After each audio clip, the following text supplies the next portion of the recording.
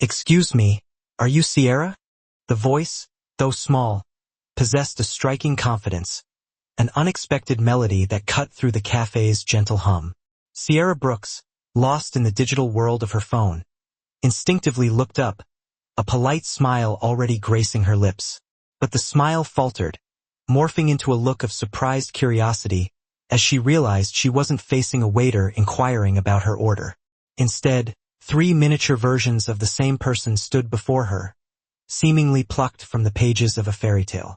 Identical blonde curls cascaded down their backs, mirroring red sweaters adorned each tiny frame, and wide, hopeful eyes sparkled with an earnestness that tugged at Sierra's heart. "We're here for our daddy," the second little girl declared, her voice ringing with the innocent conviction that only a child could possess. "He's really, really sorry he's late. There was a work emergency. That's why he isn't here yet." Sierra blinked, the reality of the situation struggling to sink in. Once, twice. This was not how blind dates were supposed to unfold. The envisioned scenario involved a quiet, intimate cafe, bathed in soft lighting, providing the perfect backdrop to discover if her friend Jane was right about this enigmatic man. A man with, as Jane had described, the kindest eyes and a heart that deserved someone special. But Jane had conveniently omitted a crucial detail, a detail that now stood before her in triplicate. Children. And not just any children, but identical triplets. Little did Sierra know fate, in its infinite wisdom and unpredictable nature, had a grand plan in motion. A plan that no one, not even the most seasoned matchmaker, could have foreseen. These 3 little girls, armed with an abundance of courage and a delightfully impossible scheme, were about to rewrite the very rules of love, one brave, tiny step at a time. Before we delve further into this unexpected encounter, we'd love to know where in the world are you tuning in from? It always warms our hearts to see how far our stories travel. Sierra slowly placed her phone on the table, her initial confusion gradually giving way to a softer emotion. Was it curiosity? Disbelief? Perhaps a mixture of both. "I'm sorry," she began, her voice laced with gentle amusement. "Did you say your daddy sent you?" The first girl nodded enthusiastically, her blonde curls bouncing with each movement. "Well, not exactly. He doesn't know we're here yet." "But he's coming," the second chimed in, her eyes sparkling with unwavering certainty. "We promise." The third offered a sweet, disarming smile. "Can we sit with you? We've been waiting to meet you all week." Sierra glanced around the cafe, subtly aware that they had become the center of attention. A few patrons had started to take notice, their expressions ranging from amusement to curiosity. An older woman offered a knowing smile, a silent acknowledgement of the unpredictable journey of love. A barista peeked over the counter, his eyes sparkling with undisguised entertainment. "Okay," Sierra said slowly, gesturing towards the empty chairs with a hesitant smile. "I think you'd better explain." The triplets, with a synchronized ease that only siblings, especially identical triplets, could possess, clambered onto the seats across from her. "I'm Arya." The first girl extended a tiny hand, mimicking the confident gesture of a seasoned businesswoman. "This is Nova and that's Luna." "We're 5, Nova added proudly, puffing out her chest with childlike pride. "And we're really good at keeping secrets," Luna whispered conspiratorially, leaning closer to Sierra. "Except this one. Daddy's gonna find out soon." Sierra couldn't help it. A genuine, surprised laugh burst forth, momentarily shattering the lingering confusion. "All right, ladies," she said, her voice now infused with warmth. "Start from the beginning. How did you know I'd be here?" Arya leaned forward, her expression adopting a serious demeanor. "We heard Daddy talking on the phone with Auntie Jane. He said he was going to meet someone named Sierra at Rosewood Cafe at 7 o'clock. He sounded nervous. Really nervous," Nova emphasized, her eyes wide with dramatic flair. "He kept fixing his tie in the mirror." Luna nodded sagely, as if confirming a vital piece of evidence. "And he never fixes his tie. That's how we knew it was important." Sierra's heart did a little flip, a flutter of emotions that she couldn't quite decipher. Was it charm? Concern? A strange cocktail of both? And you decided to come here. Instead of him? Not instead, Arya corrected. Before he had to go to work. Something broke, and he had to fix it, Nova explained, her tone laced with understanding. But we didn't want you to think he forgot about you because he didn't. He was so excited this morning. Nova insisted, her voice filled with childlike enthusiasm. He even burned the pancakes because he wasn't paying attention. He always burns pancakes, Luna added matter-of-factly, as if it were an established law of the universe. But today was worse. Sierra pressed her hand to her mouth, desperately trying to suppress another burst of laughter. These children were disarming in a way she hadn't anticipated. Honest, earnest, and radiating a palpable sense of adoration. So, you convinced your nanny to bring you here? The triplets exchanged a knowing look, a silent conversation passing between them. We didn't convince her, Arya said carefully, choosing her words with the precision of a seasoned diplomat. We may have told her that Daddy said it was okay, which he will. Nova added quickly, her eyes searching Sierra's for reassurance. Once he knows it worked. Once? What worked? Sierra asked, though she was beginning to grasp the full extent of their audacious plan. Luna smiled, a gap-toothed grin filled with mischief and an abundance of hope. Our plan to make sure Daddy doesn't give up on being happy. Sierra leaned back in her chair, studying the three little faces across from her. They were watching her with an intensity that was both amusing and profoundly touching, as if they were awaiting her verdict on something far more significant than a first date. Your daddy, Sierra began slowly, carefully measuring her words. Does he know you're here right now? Three heads shook in unison, their blonde curls creating a synchronized wave. Is he going to be upset? Arya considered this question with the gravity of a seasoned philosopher. Maybe a little, but not for long. Daddy doesn't stay mad at us. He just gets this look. Nova chimed in, mimicking a stern expression. The I love you, but please don't do that again look. And then he hugs us. Luna finished, her voice filled with warmth and affection. Sierra felt a warmth spread through her chest, a feeling that had nothing to do with the cafe's ambient temperature. She didn't know this Dylan Grant yet, but she was already learning about him through the unfiltered lens of his daughter's adoration. A man who didn't resort to anger, who embraced instead of scolded, who had single-handedly raised three confident, loving, and undeniably brave little girls. Jane hadn't mentioned he was a single parent. But now, sitting across from these children, Sierra understood why. Jane knew she'd hesitate. She'd overthink. She'd meticulously built walls around her heart after her engagement had crumbled. And the last thing she believed she desired was to step into someone else's already complicated life. But those meticulously constructed walls, she was quickly discovering, had a hard time standing up to the irresistible charm of three 5-year-olds with blonde curls and matching red sweaters. Can I ask you something? Sierra said gently, her voice laced with genuine curiosity. Anything, Arya replied, her eyes sparkling with anticipation. Why is this so important to you? Why go through all this trouble? The triplets went quiet, their usual chatter replaced with a thoughtful silence. It was Nova who spoke first, her voice softer now, tinged with a vulnerability that tugged at Sierra's heartstrings. Because Daddy's been sad for a really long time. He doesn't think we notice, but we do, Arya added, her eyes shimmering slightly with unshed tears. He smiles when he's with us, but when he thinks we're not looking, he looks lonely. Sierra's throat tightened, a familiar ache resonating within her. She'd known that loneliness, too. She recognized that look. He takes care of us, Nova continued, her voice gaining strength. He makes breakfast even when he burns it. He helps with homework. He reads us bedtime stories. He's the best daddy in the whole world. But he never does anything for himself, Luna said quietly, her words carrying a weight far beyond her years. Grandma says he's scared. Scared of what? Sierra asked, though she suspected she already knew the answer. Of getting hurt again, Arya whispered, her voice barely audible. Sierra closed her eyes briefly, the pieces of the puzzle falling into place. There it was, the missing piece, the underlying truth that explained everything.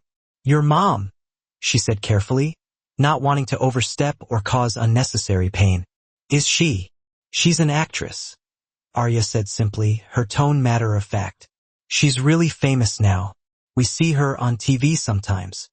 "She had big dreams," Nova explained, her tone neither bitter nor sad, just factual. The way children accept the unchangeable truths of their lives. "Daddy says she loved us, but she loved acting more. And that's okay. People are allowed to choose." Sierra's heart broke and mended in the same breath, a complex symphony of emotions swirling within her. These children had been, in essence, abandoned by their mother, and yet they spoke without resentment, their voices free from bitterness or blame. They'd learned grace from their father, even in the face of profound loss. "Daddy says we're enough," Arya added, her voice filled with unwavering confidence. "That he doesn't need anyone else, but we think he's wrong," Nova said firmly, her small shoulders squared with determination. "He deserves someone who stays." Luna reached across the table and gently touched Sierra's hand, her small fingers warm and reassuring. "Auntie Jane says you're really nice and smart and kind. She says you'd be perfect." Sierra blinked back the sudden sting in her eyes, emotions threatening to overwhelm her. She hadn't expected any of this. None of this. "I don't know if I'm perfect," she said honestly, her voice tinged with vulnerability. "But I'd like to meet your daddy, the real way, when he's ready." "He's ready," all three said at once, their voices ringing with conviction. "He just doesn't know it yet," Arya added with a knowing smile, as if sharing a secret of the universe. 20 minutes later, the triplets had ordered hot chocolate, courtesy of Sierra's treat, and were happily regaling her with stories. "One time, Daddy tried to braid our hair for school," Nova giggled, her eyes sparkling with mirth. "It looked like a bird's nest." 3 birds' nests, Luna corrected, her voice filled with laughter. And they all dissolved into a fit of uncontrollable giggles. Sierra found herself laughing, too, the sound easy and unguarded, a melody she hadn't heard in months, maybe even years. "What about you?" Arya asked suddenly, tilting her head with childlike curiosity. "Do you have kids?" The question landed softly, yet it still carried a subtle sting, a reminder of what she had longed for and thought she might never have. "No," Sierra said, her smile dimming a fraction. "I don't." "Do you want them?" Nova asked, her curiosity innocent and unwavering. Sierra hesitated, the words caught in her throat. This wasn't typical first-date conversation. This wasn't even second or third-date territory.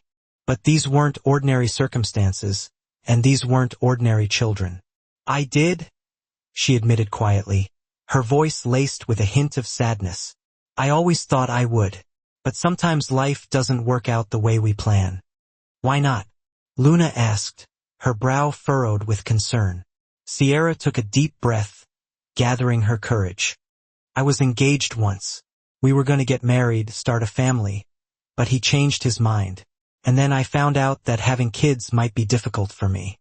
The doctor said it's not impossible, but it's not likely either." The triplets absorbed this information with a solemnity that belied their young age, their expressions mirroring the gravity of the situation. "That's sad," Arya said softly, her eyes filled with empathy. "Yeah," Sierra agreed, her voice tinged with melancholy. "It was. But I've made peace with it, mostly." Nova reached out and gently patted her hand, offering a gesture of comfort. "Maybe you don't need to have kids. Maybe you just need to find some, like us." Luna nodded hopefully, her eyes sparkling with optimism. "We could be your kids." Sierra's breath caught in her throat, emotions threatening to overwhelm her once more. Before she could respond, before she could even begin to process the enormity of what these 3 little girls were offering, the door to the cafe swung open with a dramatic flourish. A man stood in the doorway, breathless and wide-eyed, his tie askew and his short brown hair slightly disheveled, as if he'd just run a marathon. His gaze swept across the room, searching, desperate, finally landing on the table in the corner, on 3 blonde heads bent over steaming mugs of hot chocolate. and on the woman sitting across from them, her expression somewhere between shocked and utterly enchanted. "Oh no," Arya whispered, her eyes widening with a mixture of apprehension and excitement. "He's here." Nova breathed, her voice filled with awe. Luna grinned, a mischievous glint in her eyes. Mission accomplished. Dylan Grant had experienced many different kinds of panic in his 33 years. The overwhelming panic of hearing 3 newborns crying simultaneously, their tiny voices filling the hospital room. The heart-wrenching panic of realizing his wife had walked out the door and wasn't coming back, leaving him to navigate the uncharted waters of single parenthood. The everyday panic of work deadlines, a sick child, a missing shoe 5 minutes before school started. But this was a new level of panic entirely, a unique cocktail of mortification and disbelief. He'd been in the middle of a full-blown crisis at the firm, a server failure that threatened to wipe out an entire week's worth of critical data, when his phone buzzed, a persistent vibration that refused to be ignored. Once, twice, 7 times. The nanny's messages had grown progressively more frantic, each one escalating the level of urgency. "Mr. Grant, the girls are insisting I take them somewhere. They said you approved it. Mr. Grant, we're at Rosewood Cafe. I think you should come." His heart had plummeted into the pit of his stomach, a cold wave of dread washing over him. Rosewood Cafe, the place where he was supposed to meet Sierra, the blind date he had already missed because of a work emergency. He'd sprinted out of the office, ignoring his assistant's frantic protests, and driven faster than he should have, his mind racing with a mixture of guilt and anxiety. And now, here he was, standing in the doorway of the Rosewood Cafe, staring at the most mortifying and inexplicably beautiful scene he had ever witnessed. His daughters, his 3 mischievous, brilliant, utterly impossible daughters, were sitting with the woman he was supposed to impress, looking for all the world as if they belonged there. And Sierra, because it had to be Sierra, even though he'd only seen one blurry photo, was actually smiling. Not the polite, strained smile of someone trapped in an awkward situation, but a real smile, warm and genuine and tinged with amusement. "Hi, Daddy," Luna called out, waving her tiny hand with unrestrained enthusiasm. The entire cafe turned to look at him, every eye in the room focused on his impending doom. Dylan forced his legs to move, each step crossing the space feeling like an eternity in slow motion. When he finally reached the table, he didn't know whether to apologize profusely first or simply collapse from sheer embarrassment. "I am so sorry," he stammered, his face flushed with shame.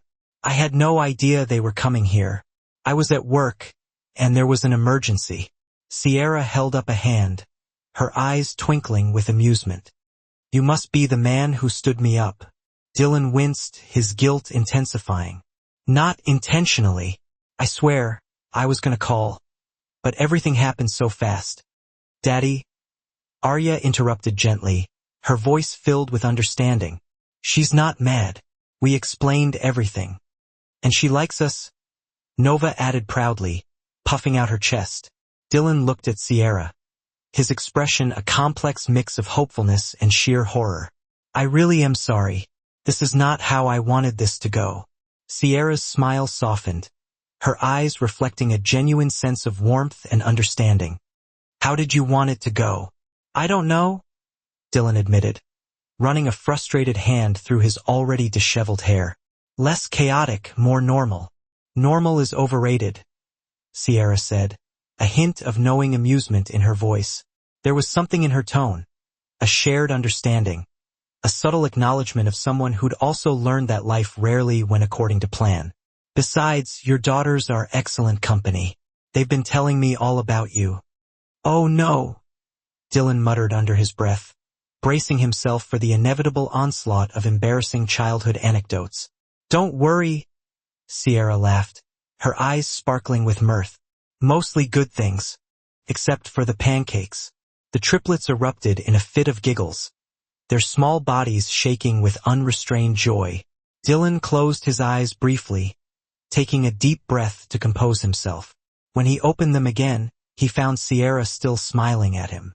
Not with pity, not with judgment, just pure, unadulterated warmth. Would you like to sit? She offered, gesturing to the empty chair beside her. I should probably take them home, Dylan said, though he didn't sound entirely convinced.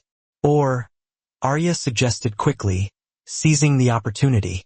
Sierra could come have dinner with us. That way you still get your date. Nova reasoned, her logic impeccable. And we get to help. Luna finished, clapping her hands with glee. Girls, Dylan said, his tone gentle but firm. Sierra probably has plans. We can't just... I don't... Sierra interrupted, meeting his gaze with unwavering sincerity. Have plans. I mean, she continued, her cheeks flushing slightly. I came here to meet someone, and technically I did. Sort of. So, if the invitation still stands, I'd love to come to dinner. The triplets erupted in cheers, their voices echoing through the cafe. Dylan's breath caught in his throat, his heart swelling with a mix of disbelief and overwhelming gratitude. For the first time in 3 long years, the heavy weight pressing against his ribs didn't feel quite so heavy. Okay, he said softly, his voice thick with emotion. Okay, let's go home. Dylan's house was exactly what Sierra expected, and yet nothing like she imagined. It was cozy without being cluttered, lived in without being messy, a testament to the careful balance he struck between order and the beautiful chaos of raising 3 young children. The walls were adorned with children's artwork, crayon drawings of flowers and rainbows and stick figure families, each one a vibrant expression of love and imagination. The refrigerator was covered in colorful magnets and reminders, a visual representation of their busy lives. Dance class, Luna's dentist appointment, parent-teacher conference, date with Sierra. Sierra blushed when she spotted it, her name written in Dylan's careful handwriting, tucked between the ordinary rhythms of their daily life. He'd made space for her there, among the doctor's appointments and school pickups, as if she was already woven into the fabric of their days. The thought made her chest feel both too full and too light all at once, a strange and unfamiliar sensation. It was a home built by a single father doing his absolute best, pouring his heart and soul into creating a loving and supportive environment for his daughters. And that, Sierra realized, was pretty extraordinary. Welcome to our castle, Arya announced dramatically, spreading her arms wide as if presenting her kingdom to a visiting dignitary. It's not actually a castle, Nova clarified, ever the pragmatist. But we pretend. Every house is a castle if you love the people in it, Luna said wisely, her voice filled with a profound understanding that belied her young age. Dylan shot Sierra an apologetic look, his ears turning slightly pink with embarrassment.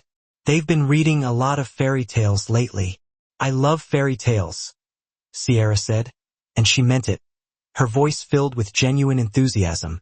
The girls, eager to show off their domain, immediately dragged her on a whirlwind tour while Dylan disappeared into the kitchen to salvage what he could of the dinner he'd so unceremoniously abandoned. They showed her their room, 3 beds arranged in a U-shape, each adorned with different colored blankets, reflecting their unique personalities.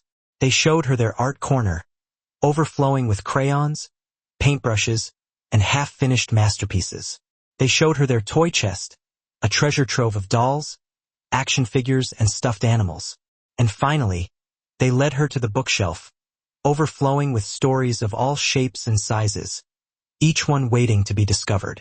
And then they showed her pictures. That's us when we were babies, Arya pointed to a frame on the hallway wall, her eyes shining with pride. Daddy says we were very loud and very small. In the photo, a younger Dylan, looking both exhausted and utterly besotted, held 3 tiny bundles in his arms, his expression a mixture of terror and overwhelming love. There were other pictures, too, capturing moments of joy and laughter. Dylan and the girls at the park, building sandcastles at the beach, celebrating birthday parties, dressed up in silly Halloween costumes. But there was one person conspicuously absent from every frame, a void that spoke volumes. Your mom, Sierra said carefully, her voice gentle as she broached the sensitive subject. Do you remember her? Not really, Arya admitted, her voice tinged with a hint of sadness. We were really little when she left. Daddy keeps one picture of her in his room, Nova added quietly. He says it's important we know what she looks like, even if we don't see her. Luna finished, her voice barely above a whisper. Sierra's heart ached for them, for the unspoken pain of abandonment, for the missing piece of their family puzzle, and for Dylan, who had been left to pick up the pieces alone, to navigate the complexities of single parenthood with unwavering love and devotion. He must love you very much, Sierra said, her voice filled with genuine emotion. He does, Arya said confidently, her eyes shining with unwavering faith. That's why we want him to be happy. He is happy, Nova insisted, her tone earnest. But he could be happier with you, Luna said, looking up at Sierra with those impossibly hopeful eyes. Sierra knelt down to their level, her voice gentle but honest. I can't promise anything, sweetheart. Sometimes grown-ups need time to figure things out. But you like him, right? Arya pressed, her eyes searching Sierra's for confirmation. Sierra thought about the man in the kitchen, frantically trying to cook dinner for 5.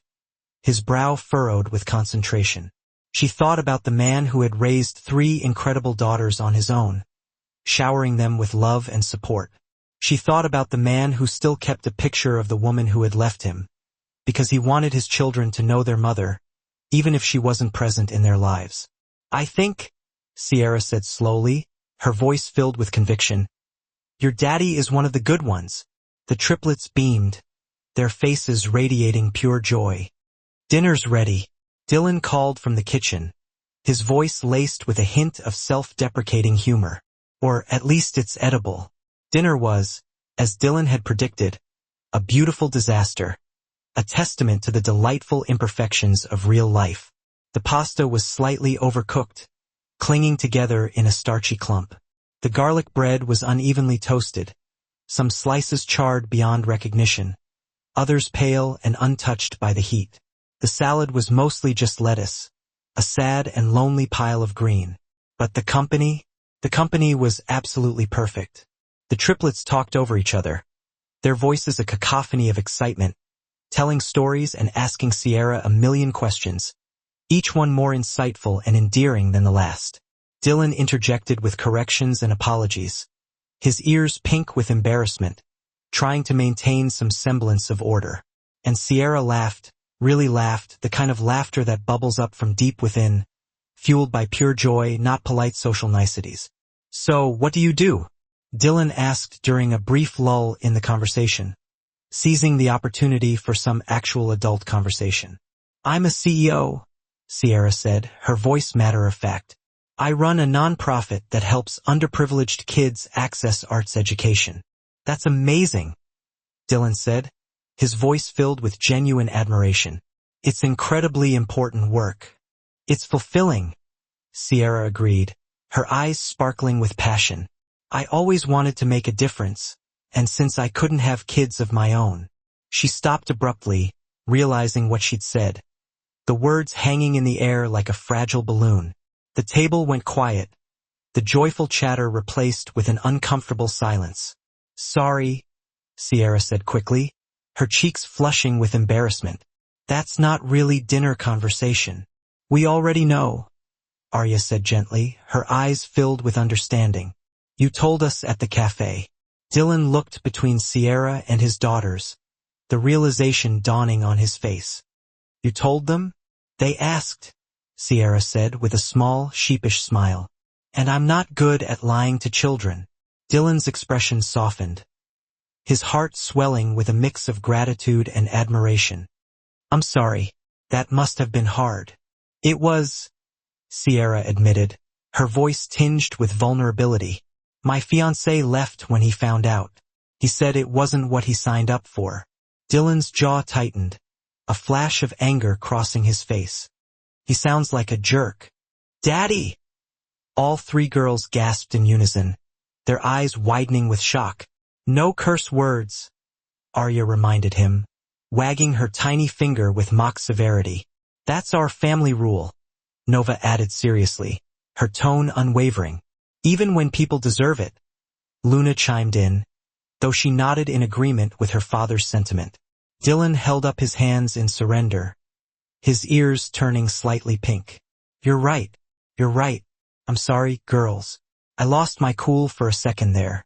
Sierra's heart swelled watching the exchange, the love and respect that permeated their family dynamic. These little girls holding their father accountable, teaching him the importance of kindness and compassion, and Dylan accepting their correction with grace and a sheepish smile, acknowledging his mistake and reaffirming their values. It's okay, Sierra said, her voice soft with emotion. And they're right. But between us adults, he kind of was. Dylan gave her a knowing look that said, I'm glad you see it too. He taught me something important, though, Sierra said, her gaze moving around the table, connecting with each face, young and old. What? Luna asked, leaning forward with curiosity. That family isn't just about biology, Sierra said, her voice filled with conviction. It's about love, and showing up, and choosing each other every day. She looked at Dylan, and something profound passed between them. An understanding, a recognition of shared wounds that had started to heal. Yeah, Dylan said quietly, his voice thick with emotion. It is. After dinner, the girls insisted on showing Sierra their bedtime routine, a ritual that had been honed to perfection over the years. Dylan tried to protest, his face flushed with embarrassment. She doesn't need to see the chaos. But Sierra waved him off, eager to witness the magic unfold. She watched as Dylan read them a story, his voice modulating to create different characters, making them giggle with delight. She watched as he kissed each forehead, tucking their blankets in with practiced ease. Love you, Daddy. They chorused in unison, their voices filled with sleepy contentment. Love you more, he replied, his voice soft and tender, the same way he probably did every night, a promise whispered in the darkness. When he finally emerged from their room, he found Sierra standing in the living room, looking at the photos on the wall, her expression thoughtful and serene. Thank you, he said quietly, his voice filled with gratitude, for being so kind to them. You didn't have to stay. I wanted to, Sierra said honestly, her eyes meeting his. Dylan, your daughters are incredible. You've done an amazing job. I've done my best, he said, his voice tinged with vulnerability. But some days, I wonder if it's enough. It's more than enough, Sierra assured him, her voice filled with conviction. They're brave and kind and full of love. They got that from you. Dylan looked away, his jaw working, emotions swirling within him. Their mother left when they were 6 months old. She was a rising actress, Melissa Hart. You might have heard of her. Sierra had. Everyone had. Melissa Hart was everywhere these days, gracing the covers of magazines, starring in blockbuster movies, accepting prestigious awards. She never wanted children, Dylan continued, his voice low. But birth control failed, and suddenly she was pregnant with triplets. She tried to make it work, but when they were 6 months old, she got a call about an audition, a big one, career-changing, and the girls were sick. I was at work. She had to choose. And she chose the audition. Sierra finished softly, understanding dawning in her eyes. She said she'd send money, visit, but after a year, even the calls stopped. Dylan's hands clenched into fists, his knuckles white. I don't resent her for choosing her dream, but I resent her for making them feel like they weren't enough. They don't feel that way, Sierra said, her voice filled with reassurance. They know they're loved. Because of you, Dylan said, his voice soft with emotion. I made sure of that, but I've been terrified of bringing anyone into their lives. What if I choose wrong? What if someone else leaves and breaks their hearts? Dylan, Sierra said, stepping closer, her voice filled with sincerity. I can't promise I won't make mistakes, but I can promise I know what it feels like to be left, and I'd never do that to someone else. He met her eyes, and for the first time all night, she saw the weight he carried, the fear, the hope, the unwavering love he had for his daughters. Jane was right, he said, his voice filled with awe. You are special. So are you, Sierra whispered, her voice filled with emotion. They stood there, two people who had been broken in different ways, recognizing something in each other that felt like the beginning of healing, a shared understanding that transcended words. Would you like to do this again? Properly? A real date? I'd love that, Sierra said, her heart soaring. But fair warning, I might insist your daughters come along sometimes. They're kind of the best part of the package. Dylan laughed, and it was the sound of a man remembering what hope felt like, a sound that resonated deep within Sierra's soul. One date turned into 2, then 5, then too many to count. Sierra started showing up to dance recitals, cheering louder than anyone else in the audience. She learned that Nova loved science experiments, that Arya was obsessed with books about space, and that Luna collected smooth rocks she found on the playground. Dylan started calling her after the girls went to bed, just to talk about work, about fears, about the small, ordinary things that made up a life. They asked about you today, he said one night, his voice soft through the phone. What did they ask? Sierra asked carefully, her heart pounding in her chest. If you were going to be their new mom. Silence stretched between them, not uncomfortable, just heavy with possibility, a shared dream hanging in the balance. What did you tell them? Sierra asked carefully, her voice barely above a whisper. I told them that's not how it works, that these things take time.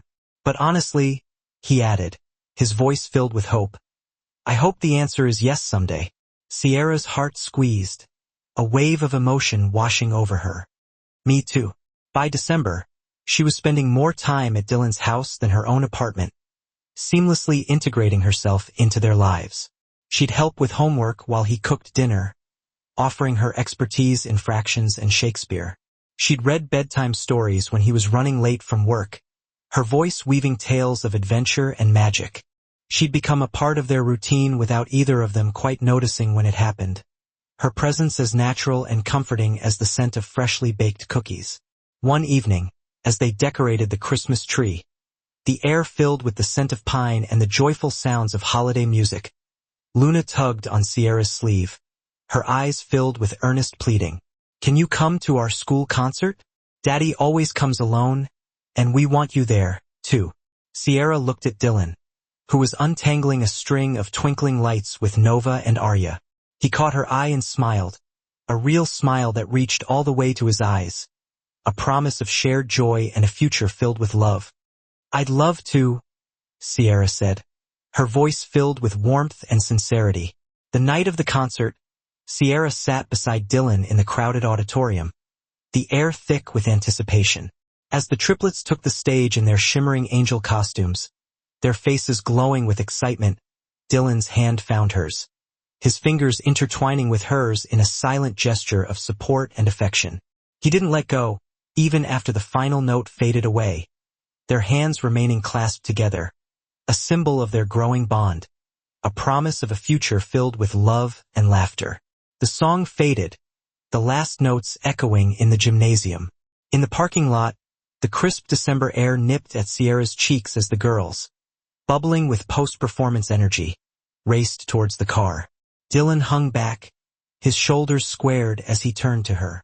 Thank you, he said, his voice laced with sincerity. Sierra tilted her head, a question in her eyes. For what? For staying. He elaborated, his gaze unwavering. For showing up. For not bolting when things got complicated. The words seemed to catch in his throat. Sierra gently squeezed his hand, her touch reassuring. Dylan, this isn't complicated. This is exactly where I want to be. She meant it with every fiber of her being. The messy, beautiful reality of their lives, woven together with love and laughter, was exactly the place she longed to be.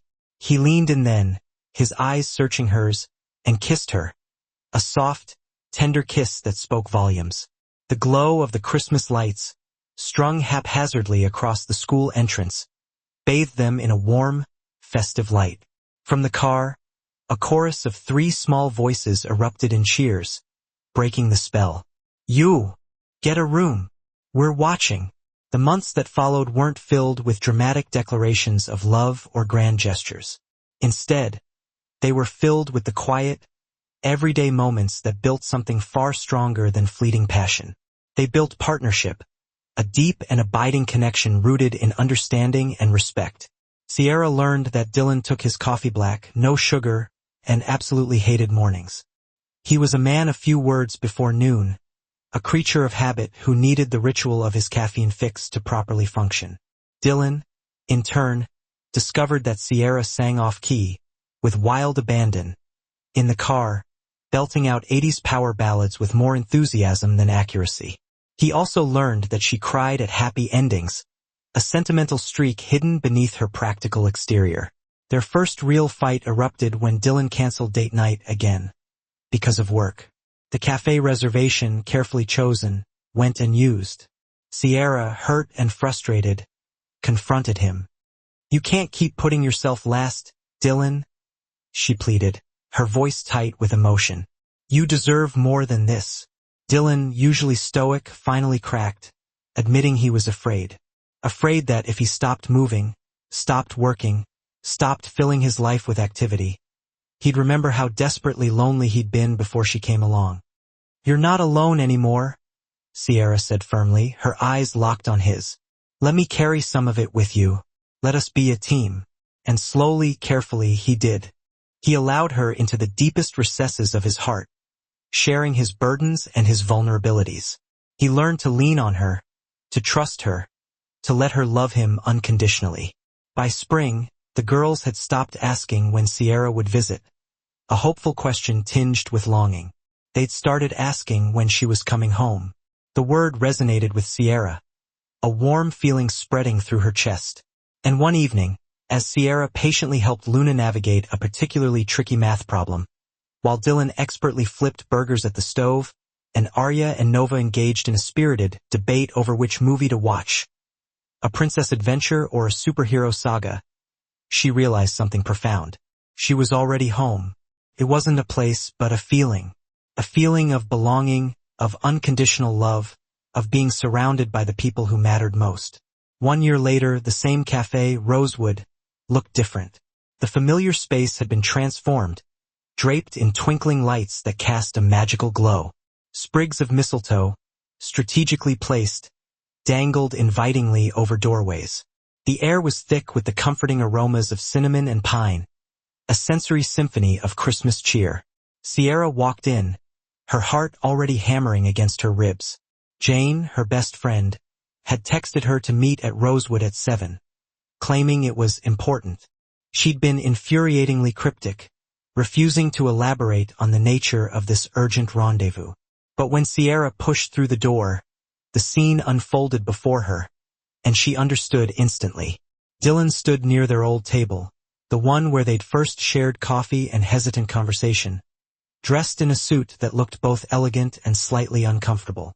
His hands fidgeted nervously, betraying the anxiety he tried to conceal. And beside him, beaming with uncontainable excitement, stood 3 little girls in matching red dresses, their eyes sparkling like the Christmas lights. They held a carefully crafted sign, its letters slightly crooked but overflowing with love. "Say yes, Sierra," it proclaimed in bright, cheerful colors. Sierra's hand flew to her mouth, her breath catching in her throat. Tears welled in her eyes, blurring her vision. "Surprise!" the triplets yelled in unison, their voices a perfectly synchronized burst of joy. Dylan laughed nervously, taking a tentative step forward.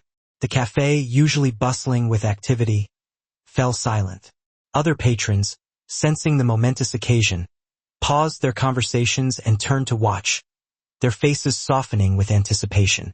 "Sierra," Dylan began, his voice surprisingly steady despite the obvious emotion swirling in his eyes. "A year ago, I was terrified." He paused, his gaze locking with hers. "Terrified of trying again, of failing again, of letting someone in who might leave. Daddy didn't fail," Arya whispered loudly, her voice filled with conviction. "Shoo," Nova hissed, gently nudging her sister. Sierra laughed through her tears, the sound a mixture of relief and pure joy. Dylan dropped to one knee, pulling a small velvet box from his pocket. "You didn't just accept me, Sierra. You accepted all of us. You showed up to dance recitals and bedtime stories. You held me when I doubted myself. You became the person I didn't even know I needed. And we love you, Luna added, her voice earnest. So much, Arya agreed, nodding emphatically. So much, Nova emphasized, punctuating her statement with a dramatic flourish. Dylan opened the box, revealing a simple, elegant ring, its diamonds sparkling in the soft light. Sierra Brooks, he said, his voice thick with emotion. Will you marry me? Will you let us be your family? The cafe held its collective breath, the silence amplifying the weight of the moment. Sierra looked at Dylan, the man who had taught her that broken hearts could still love, could still find joy in the aftermath of pain. Then, she looked at Arya, Nova, and Luna, the three little girls who had barged into her life with their boundless energy and unwavering affection, refusing to let her hide behind her walls. Yes, she whispered, her voice barely audible. Then louder, with newfound confidence and unwavering conviction, she said, yes. The cafe erupted in applause, the sound echoing through the room like a wave of pure happiness. Dylan stood, his face radiant, and slid the ring onto her finger, a perfect fit. He pulled her into a kiss, a deep, passionate kiss that sealed their commitment, their love, their future. The triplets swarmed them, their small arms wrapping tightly around their legs. We're getting married, Arya shouted, her voice filled with glee. We're going to be a real family. Nova squealed, jumping up and down with excitement. I told you the plan would work, Luna said smugly, a knowing grin spreading across her face. Outside, snow began to fall, soft and steady, blanketing the world in a quiet, serene promise. Sierra pulled back from Dylan, her forehead resting against his. I can't have biological children, she reminded him softly, a shadow of insecurity flickering across her face. I know, Dylan said, his voice gentle and reassuring. He gestured to the three little girls beaming up at them. But you already have these three, and they already have you. Arya tugged on Sierra's dress, her eyes wide with hope. Can we call you Mom now? Sierra's breath hitched. Tears streamed down her face, blurring her vision once more. She knelt down, gathering all three girls into her arms, holding them close. If you want to, she whispered, her voice choked with emotion. We want to, they said together, their voices a sweet, harmonious chorus. And just like that, Sierra Brooks, who had once thought her story had ended, realized it was only just beginning. Because love, she learned, doesn't always arrive the way you expect. Sometimes it arrives 3 years late, wearing matching pink sweaters, carried by three little girls brave enough to believe their broken-hearted father deserved a second chance. And sometimes, if you're lucky, it stays. Friends, if this story touched your heart, don't forget to subscribe to Soul Lift Stories for more heartwarming tales. Drop a heart in the comments if you believe in second chances and share this with someone who needs to remember that family is built on love, not just biology.